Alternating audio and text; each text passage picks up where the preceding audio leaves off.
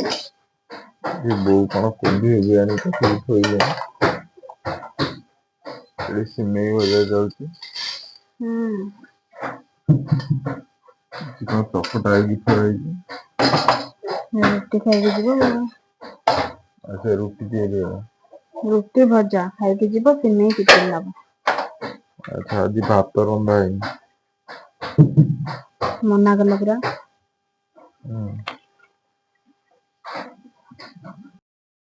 बोऊ बर्तमान होती पियाज करती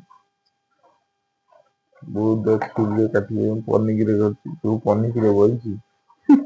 ଲାଗୁଛି ପନିକିରେ ମୁଣ୍ଡ କଟିକି ଅଲଗା ହେଇଯିବ ସେ ପନିକିରେ ଆଉ ବୋଉ କଣ କହିବୁ ବାତ୍ୟା ପାଇଁ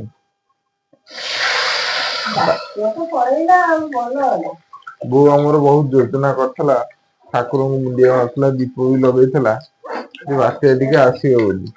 ମାନେ ଆସିବା ପାଇଁ ଲଗେଇଥିଲେ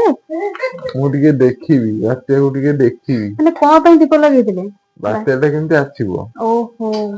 ଦୀପଟା ଲିଭିଗଲା ଆଉ ବାତ୍ୟା ଆମେ କଣ କରିବୁ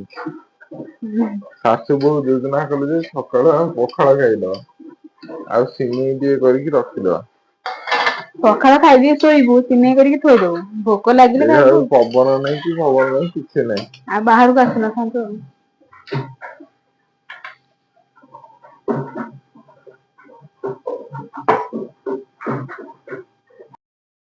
ବର୍ତ୍ତମାନ ରୋଷେଇ ଘରେ ସବୁ ରୋଷେଇ ପ୍ରାୟ ସରି ଆସିଲାଣି ଏଠି ଆମର ଭଜା ବସିଛି ଏଠି ସିମେଇ ରେଡି ଏଠି ଦଳା ଚକଟା ହେଇଥିବା ଅଟାରେ ବର୍ତ୍ତମାନ ରୁଟି ପ୍ରସ୍ତୁତି ଚାଲିଛି ରୁଟି ବେଲି ଆସୁଛି ଦେଖିବ ତମକୁ ବେଲି ଆସୁଛି ମୁଁ ତ ରୁଟି କି ବି ପରଟା କରିଦେବି ହଁ ଆଉ ରୁଟି କି ପରଟା ମୁଁ କହୁଛି ରୁଟିର ଆକାର ଟା ପରଟାରେ ହେଇଯିବ ମୋର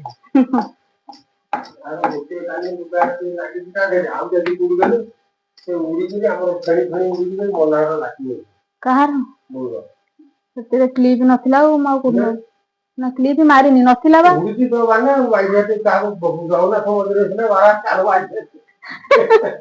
ବୋଉଙ୍କ ଲୁଗା ବାପାଙ୍କ ପାଇଁ ମାନା ତାର ଉପରେ ଅଛି ତ ତାର ଉପରେ ତିନିଟା କ୍ଲିପ ମାରିଛି ସମସ୍ତେ ଯାଇ ଗୋଟେ ଜାଗାରେ